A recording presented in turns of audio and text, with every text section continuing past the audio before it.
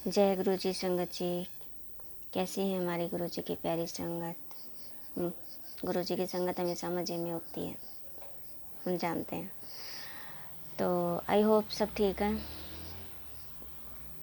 आज की वीडियो हमारी स्पेशल है क्योंकि आज की वीडियो हमने तुलसी माता पे बनाई है, बना रहे हैं। और तुलसी माता का भोग किस किस में ज़रूरी लगता है, किसके बगैर भोग स्वीकार नहीं होता, इस पे हम बना रहे हैं। और तुलसी चढ़ाने का फ़ायदा ठाकुर जी को क्या होता है ये भी हम बता रहे हैं आज। तो संगत जी वीडियो को लाइक ज़रूर कीजिए, शेयर कीजिए, सब्सक्राइब कीजिए।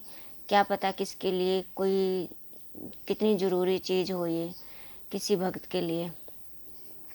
तो संगत जी तुलसी के बारे में सब जानते हैं कि तुलसी का पौधा बहुत सबसे पौधा नहीं है बल्कि एक तुलसी की पूजा हमारे भारत में वैसे ही होती है जैसे हम माता की करते हैं। तुलसी की पूजा हम सब घर में सबके घरों में तुलसी पाई भी जाती है और इजीली ये हमें घर में सबकी होती है ऑलमोस्ट।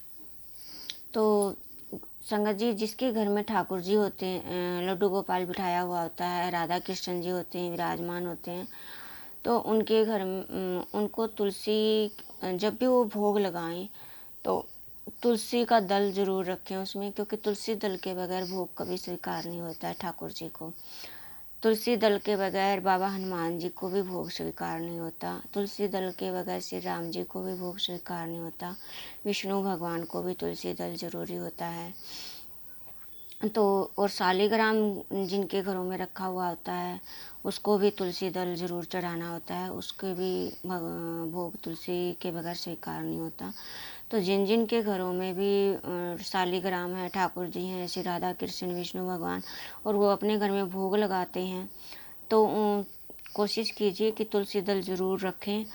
संडे के दिन तुलसी दल ना तोड़ें।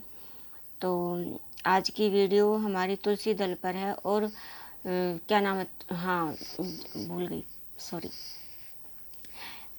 अगर कोई तुलसी की माला बनाकर, तुलसी के पत्तों की माला बनाकर, तुलसी की माला बनाकर विष्णु भगवान को चढ़ाता है, उनको पहनाता है, तो विष्णु भगवान उस पर बहुत प्रसन्न होते हैं। उसको भक्ति का वरदान उसको मिलता है। उसकी अगर मान लो इस जन्म में भक्ति कहीं रुक जाती है और वो ये सेवा कर रहा है तो अगर उसे अगला जन्म मानव का मिलता ही मिलता है, ज़रूर मिलता है। ये तो कथा में भी आया है। और उसकी भक्ति वहीं से स्टार्ट हो जाती है, उसकी रुकी हुई भक्ति भी वहीं से स्टार्ट हो जाती है।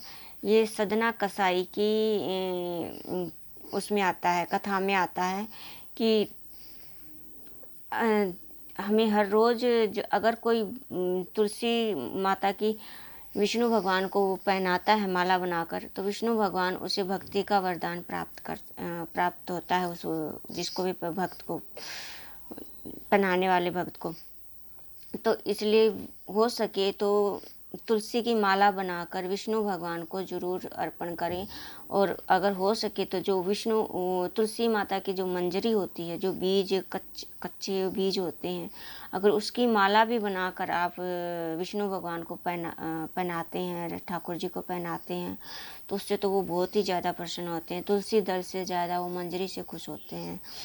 तो इसलिए संगत जी कोशिश कीजिएगा कि जिस के संगत के घर में ठाकुर जी हैं, विष्णु भगवान हैं, तो उनको ये तुलसी ज़रूर चढ़ाइएगा। हाँ एक बात और, भोले शिवलिंग पर तुलसी नहीं चढ़ाई जाती। इस तुलसी दल चढ़ाने का शिवलिंग पर कोई विशेष दिन होता है जो सिर्फ शास्त्रों में लिखा हुआ है, जिसका हमें ज्ञात नहीं है। और गणपति बाबा को भी तुलसी दल नहीं चढ़ता है। तो इसलिए ध्यान रखें इन सब बातों का। और अपने घर में ठाकुर जी, शालिग्राम और विष्णु भगवान को, राम जी को, हनुमान जी को तुलसी दल ज़रूर चढ़ाएं। जय गुरु जी। संगत जी